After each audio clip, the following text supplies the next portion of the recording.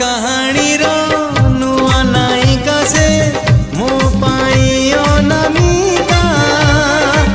ନୂଆ ବାଟରେ ତା ପାଦ ଟଳମଳ ଚାଲିଯାଏ ଏକା ଏକା।